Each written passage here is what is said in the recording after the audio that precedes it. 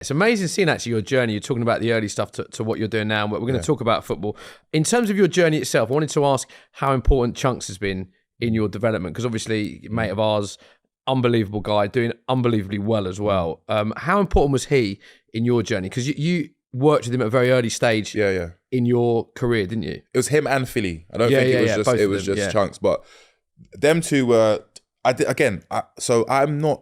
I'm a late YouTube person, if that makes sense, in terms of watching YouTube and content creators. The only people I knew when I was growing up was the Sidemen, and more than anyone, KSI, because I loved playing FIFA. That's now FC24 now, but I loved playing that.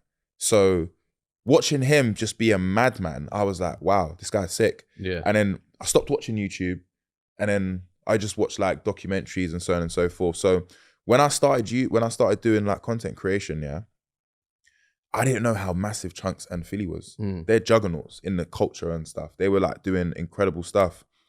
But Chunkz reached out to me to say, I love what you're doing, and you know, like. Oh, really? He reached out to you first? Yeah, because he's got a friend. We got a mutual friend called Liban, and he was like, "Yeah, Harry's sick. You should go and watch his stuff." Chunkz, being the person that he is, DM'd me and was like, "Yeah, I think you're incredible," but I didn't think he wanted to like link up. I just thought like, randomly just, because I do that all the time. I message someone and say, you're sick. Doesn't mean I want to link you or I want to work with you. I just love what you're doing. Yeah, I know what you mean. Like if I do a good interview, sometimes you get people going, great chat. It doesn't mean they're going to offer you flipping a job, innit? You know what I mean? So he was like, I'm going to be at this event. Me and Filly are going to be there. I had met Filly beforehand anyway, but that was like not a real interaction. Anyway, so I met them while I was doing Talent Hunt. First time ever. They was behind the camera. No, I was filming. They came behind me, and organically we created our friendship there and then. Wow.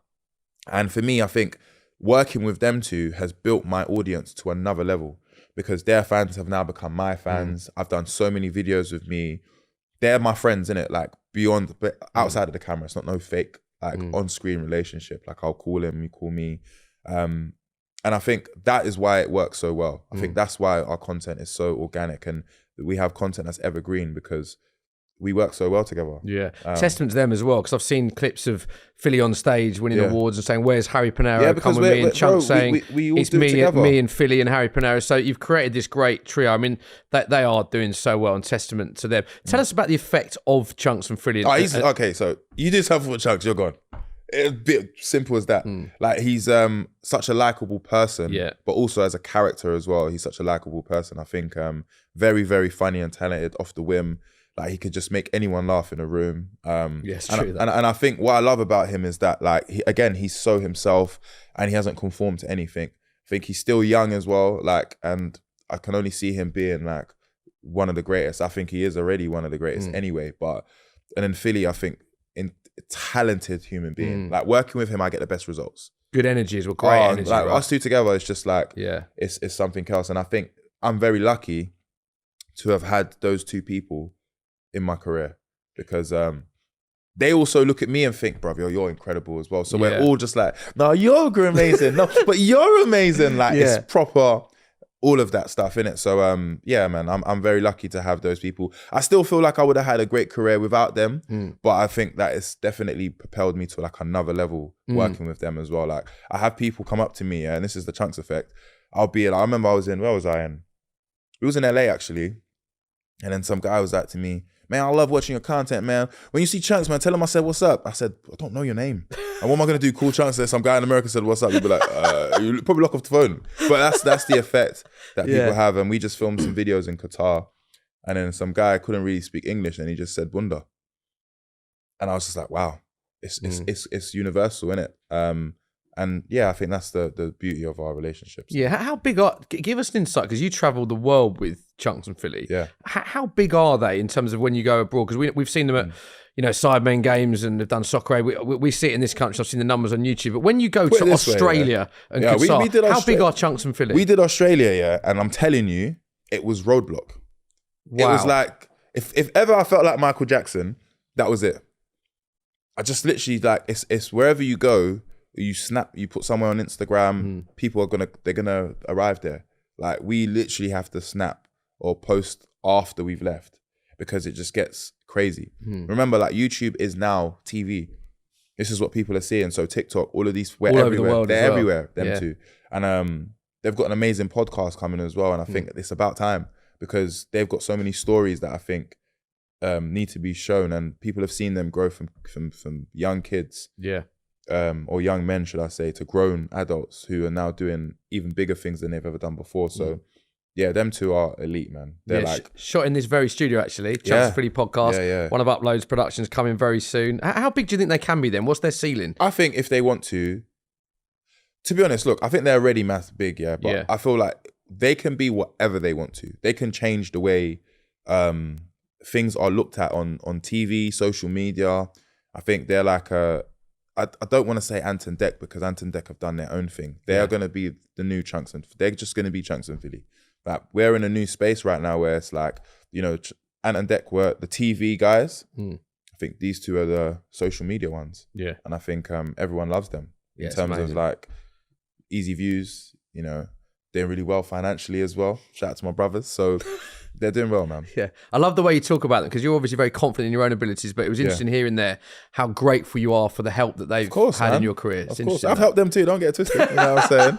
You know, they call me for shoots. Oh, Harry, we need you. So I'm like, again, that's where it is. It's so organic. Like, I've never taken no money from them for any shoot, vice versa. You know, I actually don't call them enough for content, if I'm honest. My first big video I did was in Qatar, where I had some of the beta squad as well. So I feel like I'm now in that place where I'm like, I'm ready to be a serious YouTuber now, and I'm gonna call on them now. So if you're watching this, brother, answer your calls. You know what I mean? Because so it's a very, very organic relationship. I love it. What are the biggest challenges you find doing what you're doing now, in terms of privacy? Really, privacy's gone out the window. Like, I can't go to a restaurant without, you know, someone slyly taking a picture or wanting to take a picture. Does that wind you up, or do you understand it? I understand it. It doesn't wind me up. It jars me sometimes, because it's like sometimes you just want someone to like wait until you finish eating your food or whatever. So I think that's one of the biggest challenges. Also, people's perception of me can kind of like make them be a bit like, I don't know about you. You've mentioned that a few times. People coming up to you or online. So I know you said you've got thick skin, but is that something that you're not entirely happy with? No, because it makes me think that maybe that's what a lot of people think. And it's like, you know, I've had over hundreds of people say to me, I'm not gonna lie, when I watched your stuff, I thought this and I thought that, but you're actually this.